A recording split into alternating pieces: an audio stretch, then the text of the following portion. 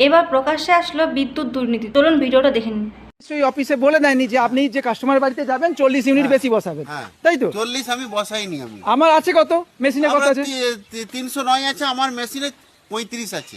না এখানে 309 আছে তো, 15 দিয়েছি। এখানে 309 আছে তো হ্যাঁ, এখানে মেশিনে। 309 আপনি বিল করেছেন কত? 350 এ। তাহলে 9 থেকে 50 কত ডিফারেন্স? কত হচ্ছে? কত বলুন? 41। 41, তাহলে 41 ইউনিট আপনি বেশি কিভাবে করছেন? কেন করছেন? কিভাবে করছি সেটা অফিসে আপনি জেনে কেন নিন। অফিসে? অফিস তো আসে না, আপনি তো রিডিং নিচ্ছেন। আরে reading গতবারে নিলেও- কত রিডিং ছিল?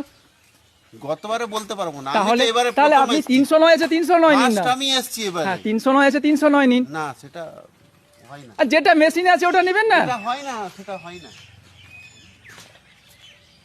বলছি যে পশ্চিমবঙ্গে কি এমন কোনো কিছু আছে যেটার সঙ্গে এখনো কোনো দুর্নীতি হয়নি? মানে শিক্ষা দুর্নীতি, রেশন দুর্নীতি, তাহলে বডি পার্ট দুর্নীতি, কয়লা বালি এসবের দুর্নীতি, এখন দেখছি আবার বিদ্যুৎ দুর্নীতি। মানে পশ্চিমবঙ্গে শুধুমাত্র বড় বড় জিনিস নয়, মানে ছোট ছোট জিনিস এখন ছাড় নেই, মানে তাতেও দুর্নীতি শিল্প করতেই হবে।